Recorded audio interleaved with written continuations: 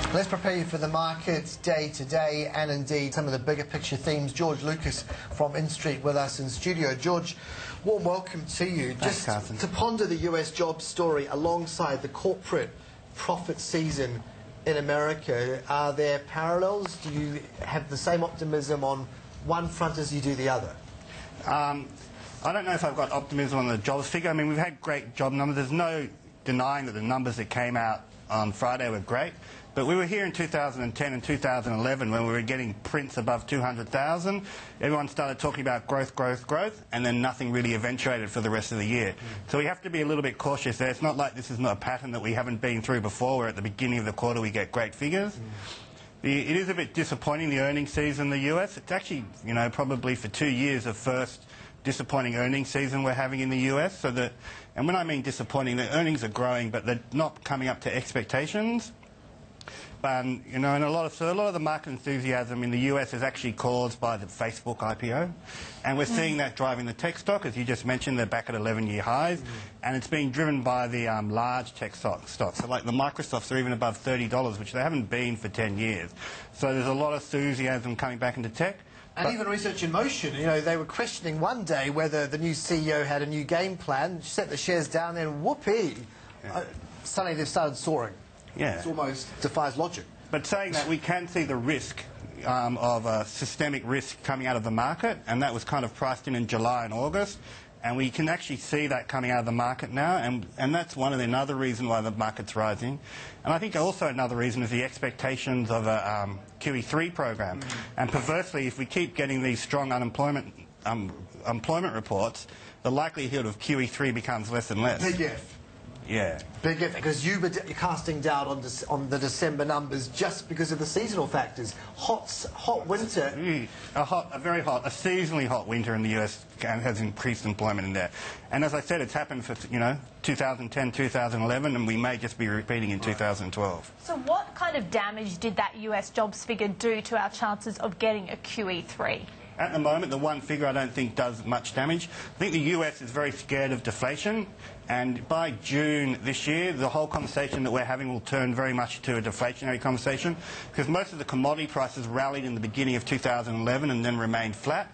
And we're going to see those numbers start dropping out of the CPI and PPI numbers, and US inflation numbers are going to go very low. So this figure came in so much better than expected, this jobs figure. So does that mean the Federal Reserve got it wrong when it decided to keep interest rates lower for longer and downgraded those growth forecasts? I think it's far too early to say that the Fed got it wrong. And actually, they've done a very good job at getting it right. And but we'll have to wait and see. It's just one print on one number for a time which was seasonally unusually warm. It sort of warrants taking a step back, though, and understanding what's happened to all that money that's been pumped out there. Because of all the financial regulatory uncertainty, fear is kind of still ruling the roost. The banks are hoarding that cash for dear life, are they not?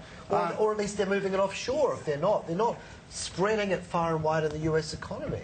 They're not spreading it far and wide, but the figures are picking up in the US. But what's actually happened in the US, which is different to Australia, is that we've seen the savings rate come down in the US, and so that's kicked up the consumption. So if we were having this conversation in September, savings rates were around 6%. Now savings rates in the US are around 3.5%, which is a completely different story to Australia, where on the last figures that came out last week, our savings rate really isn't ticking down. And we're going to see that in the retail sales that come out. And what we really need to see in Australia is a movement of the savings rate, because our savings rate is sitting at 12%. And we can easily get that down to 9%, which will have a big significant impact on anything in consumer and retail sector.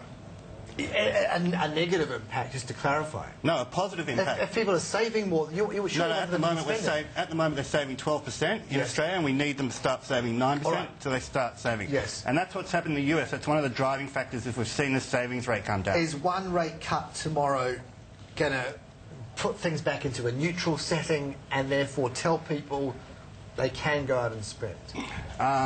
One rate cut is going to help a lot to start bringing down and getting people's expectations to go out and spend. But the big catalyst for getting people to spend will come in July with the carbon tax. And the carbon tax will actually start shifting wealth around and because it's delivered to you via your tax brackets, on the second week in July, you're going to start seeing more money in your pay packet, and that's going to be a big incentive to get people to spend. Assuming you get a pay packet by July, because if the dollar keeps rising, your job might be no more. I don't think the job situation is as bad as tourism, services, all of that ripple effects. But we've still got a very low unemployment rate, and there's still a lot of demand for, from up north for the mining sectors. And so there are jobs being created in the mining sector. There's only a small employment sector, though. The whole pie, what percentage of employment is mining? Oh, from the whole pie, it's very small, but it seems to be soaking up the excess jobs that are being let off at the moment. And while that's happening, we won't see too much of a rise in the unemployment rate. And what about what else the RBA will be focusing on tomorrow when we get that statement? How closely will they have been watching those US job numbers? And also, what's happening in Europe? I mean, we've seen volatility come down a lot lately and things seem to be stabilising a little bit. How will the RBA be viewing all this domestic news in comparison to what we've seen from the States and Europe?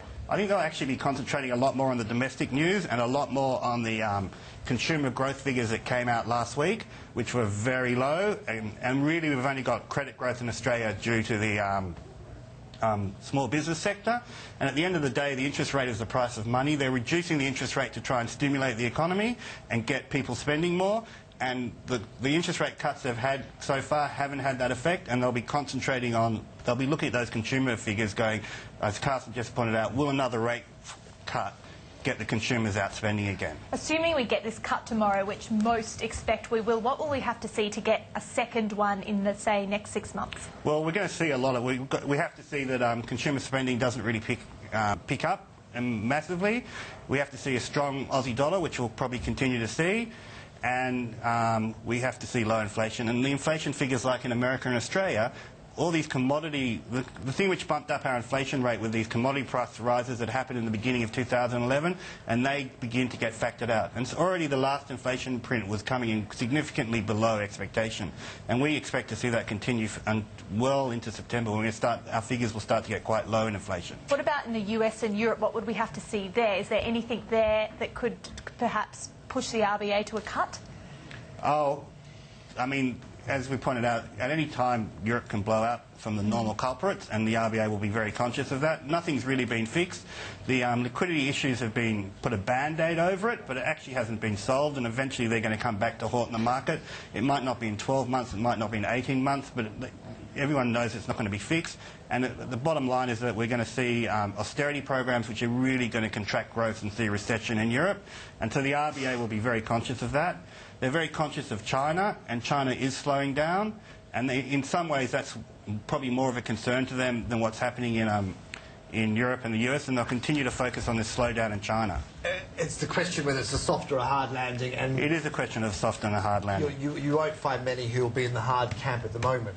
But you've got to just remember, so we can put that in perspective, a hard landing for people means that China only gets 7.5% GDP growth. Which sounds to us great. Which means that the Chinese economy will double in 6 years' time, in size. So it's still a great growth rate. Just a final point on levels. You're not ruling out 4,600 for the 200. Yeah. Based on what? Just key catalysts. Okay, so the key catalyst is a change in people's mentality. If they begin to believe that the market won't go down, not necessarily go up, but won't go down much, they might start switching out of cash, where we know that the interest rate is coming down, and buying the high dividend yielding stocks. A lot of stocks in the Australian market will go ex-dividend over the next 2 months, producing yields of greater than 7% per annum. And so there's a lot of opportunity, if you're worried about yield, to pick up yield if you believe that the market isn't going to fall. Well, a brave person would take bets at this point on all of that. But, yeah. But you don't have to have an expectation that the market's going to go up. George, thank you as always. Have a good week. Thank you. George Lucas from Instreet.